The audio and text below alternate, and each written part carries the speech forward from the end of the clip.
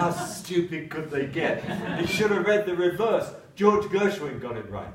George Gershwin would say in the 1920s, ragtime and jazz was the product of the energy stored up in the United States of America, which is a wonderful quote. And it's true. It's true. But ragtime syncopation, it wasn't Scott Joplin's ragtime, by the way. It was this kind of ragtime that became successful. Won't you come home, little baby? Won't you come home? You've been away too long. I'll do the cooking, honey, I'll pay the rent. Barroom ragtime, they called it. Music to go to the pub to and have a drink. That's what happened. What were we doing in this country at that time? Ladies and gentlemen, it was somewhat different.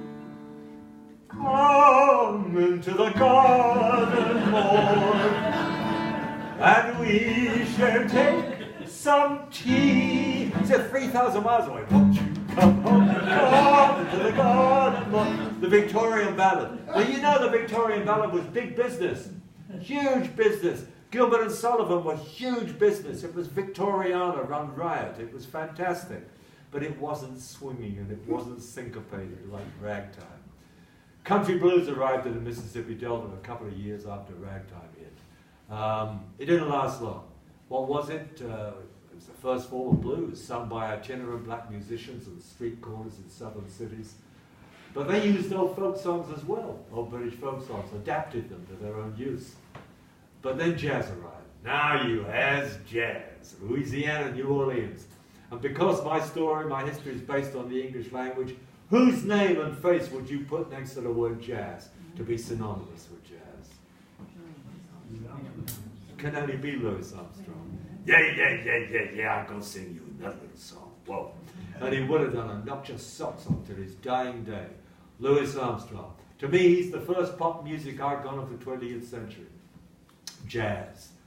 Jazz arrived here, as you know, at the end of World War I.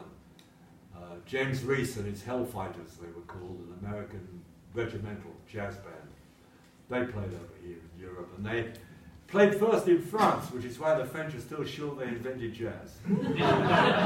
It's true. Have you ever wondered about that? They call it le jazz hot. Le jazz hot. Now, I know they had Stefan Grappelli and Django Reinhardt played in Paris a lot and everything, but I wouldn't say they founded jazz at all, just on no, that wouldn't be right. Jazz came from Louisiana, as I say. We got lucky like ragtime. It crossed the Atlantic, it swept Europe, it swept this country, it swept the world. Jazz was here to stay. And the media drove jazz. Why? The radio. Do you know how many radio stations there were in the USA? This will make you laugh, I'm sure, by 1924. Close on 2,000. You know how many there were in this country by 1967? 3. I know we had pirate radio, I understand that, but 3 legit stations we had. The Americans had these things, they were out in the boondocks in the middle of nowhere, you know, like Nissan huts. They existed, they were there to drive popular music. And movies drove pop music. Why? The first full-length talking film in history just happened to be a musical, which was? Yeah. And everything I've told you so far in this lecture is in that film, or most of it. Why? The star was an Eastern European Jewish immigrant called Al Jolson. His character in the movie paints his face black. And the 2 men who wrote most of the hit songs are George Gershwin and Irving Berlin. Everything's in that film. It's a huge piece of music history. 1930s jazz became fantastic. Do any of you